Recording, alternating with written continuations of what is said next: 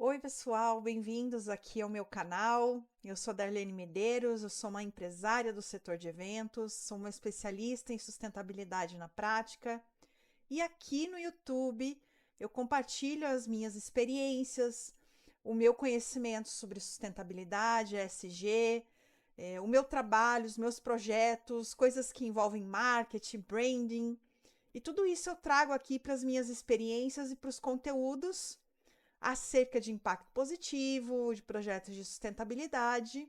E se você ainda não assina aqui no meu canal, por favor, assine e ajude a levar esse tipo de conteúdo para mais pessoas entenderem cada vez mais sobre sustentabilidade, ESG, impacto positivo. Como eu disse a vocês, né, uma das minhas frentes de trabalho são projetos de sustentabilidade, não só de sustentabilidade ambiental, mas também e não por acaso, né, estou aqui no meio de um dos principais projetos do ano, que é a nossa marca Essence Wedding, com o evento Essence Wedding Day, e falaremos de moda nesse ano dentro do projeto do evento, de um jeito mais sustentável. E aí, gente, eu recebi esse artigo aqui da revista Exame com esse título aqui que eu estou mostrando para vocês, né? Sustentabilidade ou irrelevância? A escolha que definirá a moda na próxima década. Indústria do setor fala em circularidade há anos, mas menos de 1% dos tecidos são reciclados atualmente.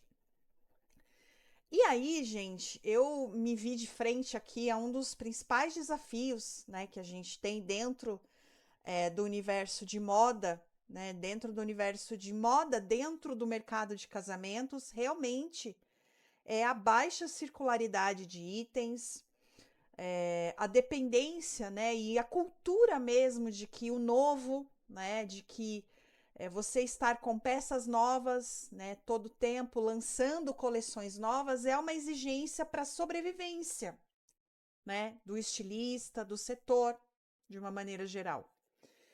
E aí, ao ler também esse artigo, eu também estive pensando nesses dias que fiquei sem postar nenhum vídeo por aqui. Foi de propósito, porque eu participei de um evento com a temática de sustentabilidade e ESG e fiquei extremamente decepcionada com a experiência do evento, mas vou contar para frente como é que esse link acontece aqui neste artigo, né? E eu também decidi fazer esse vídeo falando também com uma perspectiva de uma profissional, né, que decidiu fazer uma transição de carreira, né? Todas as minhas atuações hoje, elas têm como pilar principal a sustentabilidade.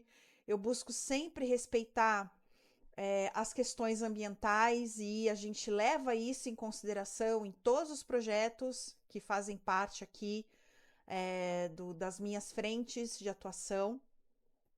Mas eu entendi recentemente, né, aí alguns meses atrás, e até contei num vídeo aqui, depois que eu participei do Congresso SESI, ODS, que realmente, né, a sustentabilidade ela só é relevante e você só consegue retorno, né, retorno financeiro efetivamente quando você consegue demonstrar que é possível lucrar a partir dos pilares da sustentabilidade.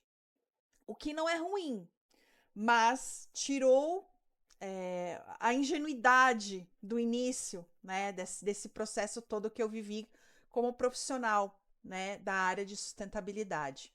E lendo esse artigo aqui que eu vou trazer para vocês, está cada vez mais claro que quem decide trabalhar com sustentabilidade ESG, mas não consegue comprovar efetivamente qual é o impacto ambiental, qual é o retorno financeiro, o que você tem em termos de visibilidade, o que você tem em termos de valor agregado e ganho em cima disso, você não vai conseguir realmente se diferenciar. Você vai ser só mais um na multidão falando que é sustentável, mas que não consegue efetivamente demonstrar como isso está se dando, como isso está acontecendo.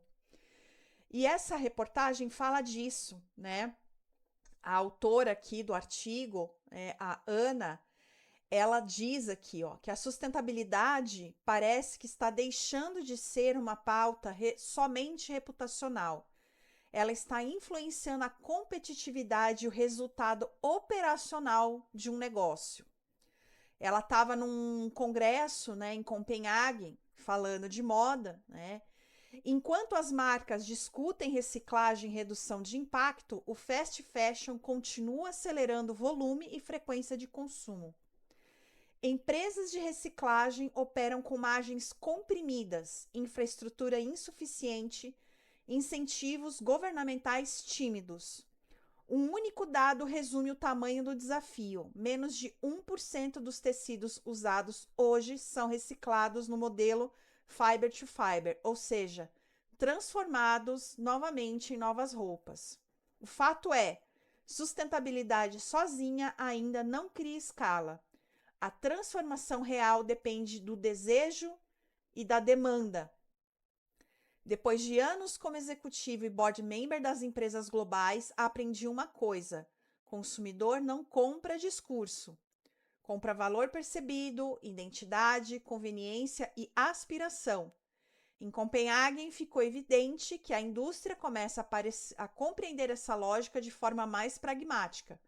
Saio do Summit com 3 aprendizados centrais. E aí ela fala aqui no artigo, vou deixar no descritivo o artigo, mas o primeiro que ela menciona aqui é que sustentabilidade precisa sair do discurso e entrar no core business. E aí ela fala, né, entre outros aspectos, que as pessoas param, e é essa conexão que eu quero trazer para vocês do evento de sustentabilidade que eu participei. O que acontece, gente? Vários eventos com temática de sustentabilidade ESG nos mais diversos segmentos, né? Eu trouxe esse artigo aqui, que a Ana está falando do universo de moda, né? E eu estou vivendo isso também em um dos nossos projetos aqui agora. Mas eu já fui em alguns eventos de sustentabilidade ESG que estavam voltados para a indústria ou estavam voltados para engenharia, enfim, vários segmentos realmente.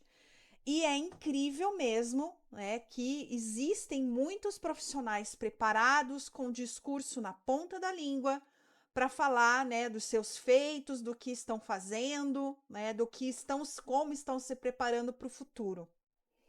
Mas quando você olha para o evento em si, ele é um exemplo vivo de uma experiência que não está alinhada ao discurso.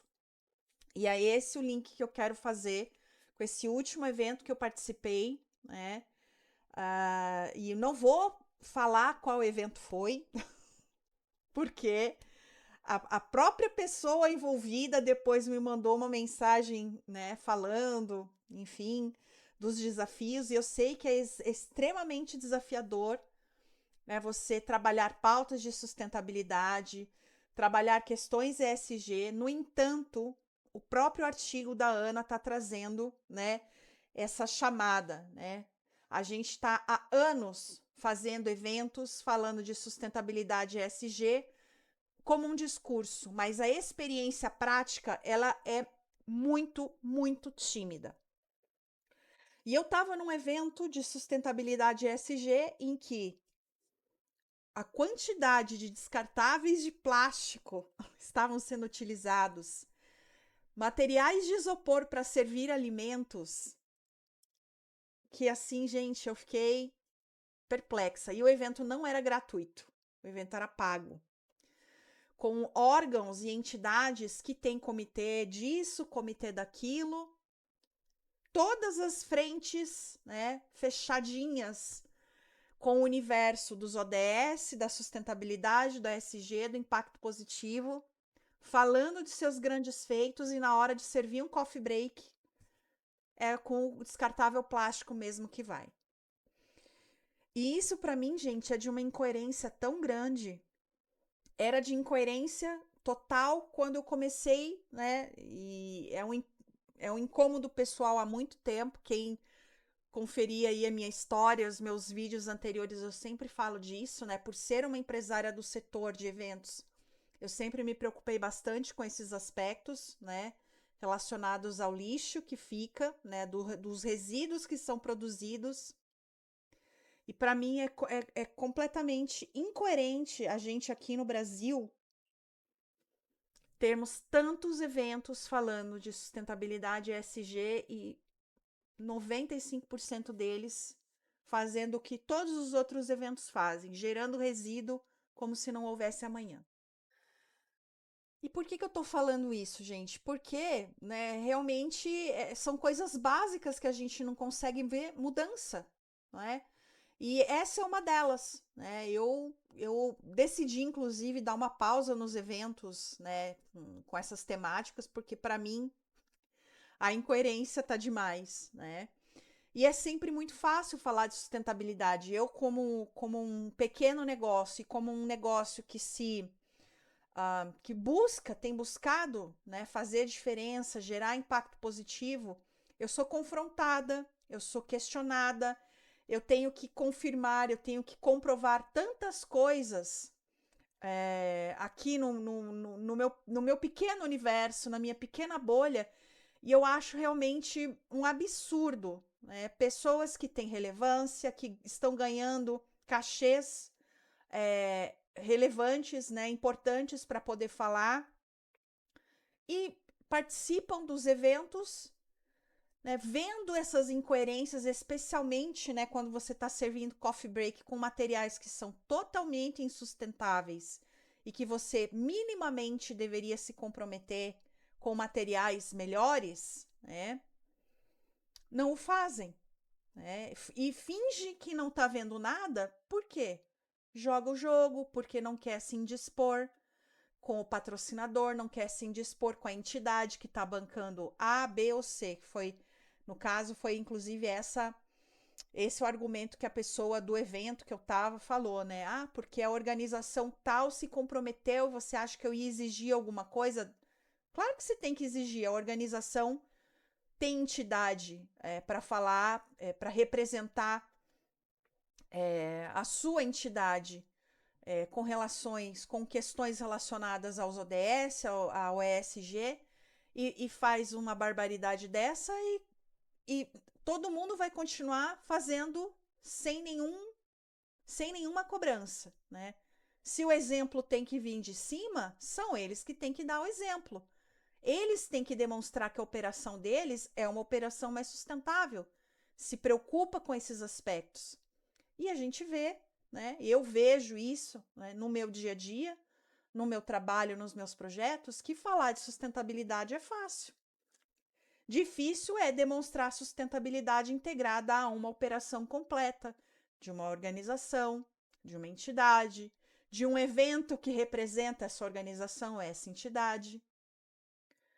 A gente vive uma era em que as narrativas, infelizmente, estão imperando, né, em detrimento de exemplos práticos, exemplos reais, né?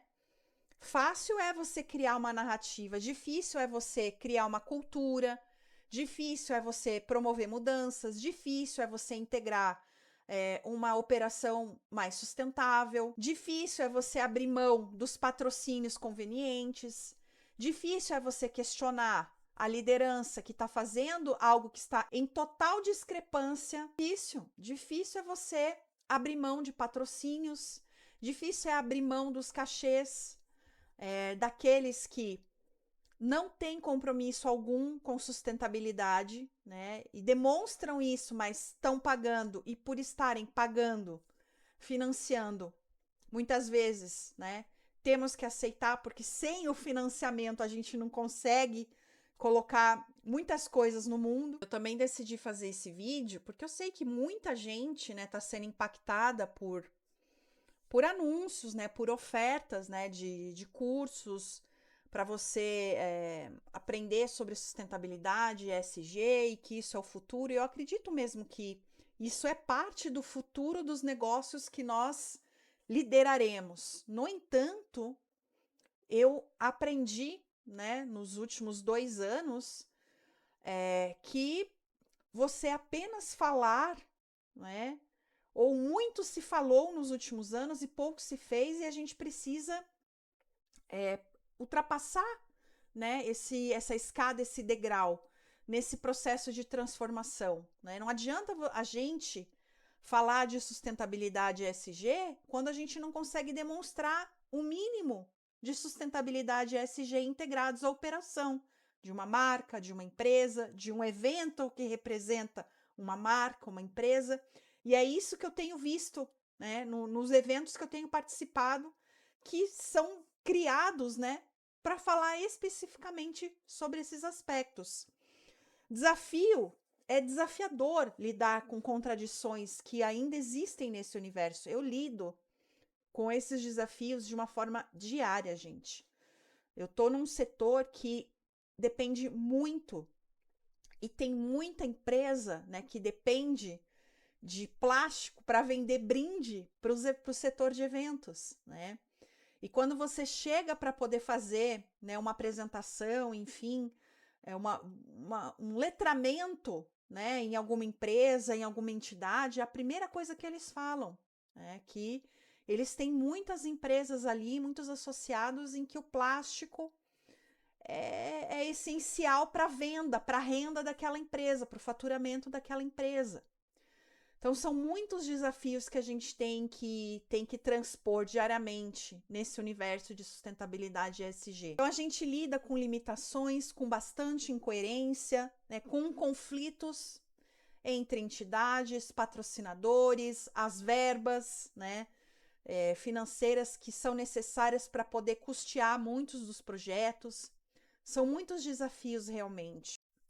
A gente precisa prestar atenção nesses conflitos, né, nessas incoerências e entender o quanto isso impacta no nosso negócio, no nosso projeto, na nossa marca, o quanto isso realmente pode elevar a reputação ou rebaixar, né, o nosso valor como profissional, o valor da nossa marca, num mercado que está em expansão, mas que tem muita gente que vai continuar só falando de sustentabilidade ESG e não vai fazer absolutamente nada para ver mudar o cenário realmente, apenas para garantir o seu, né? Garantir o seu contrato, o seu faturamento e nada mais do que isso. E sou uma pessoa, uma profissional que eu gosto de fazer. Eu gosto de fazer e eu gosto de ver a mudança acontecendo, né? Para mim é completamente incoerente, né, você se dizer um profissional de sustentabilidade ESG, né? E eu trouxe esse artigo no começo como um fio realmente para conduzir esse vídeo aqui no sentido de que tem muita gente falando e pouquíssima gente fazendo. E os dados, né, que a gente tem relacionados a essas questões nos comprovam isso, né? Porque falar, como eu disse, trazer a narrativa é muito mais fácil do que efetivamente propor, conduzir e executar a mudança. Então, depois de tudo isso que eu trouxe para vocês, eu quero que você me diga e deixe aqui nos comentários o que você quer ver acontecendo no universo, né? Ou nas práticas de sustentabilidade ESG que a gente ainda não conseguiu ver. Assim como o artigo da Ana diz, né? Quem realmente não conseguir comprovar a sua sustentabilidade, a sustentabilidade do projeto, as métricas ESG, vai ficar pelo caminho e vai ser só mais alguém falando que faz, mas não consegue comprovar. E em qual grupo você quer ficar? Você quer ser o irrelevante da sustentabilidade ou você quer ser alguém lembrado como quem realmente conduz a dados e fatos concretos com sustentabilidade na prática e ESG coerente? Diz para mim aí. E até o próximo vídeo.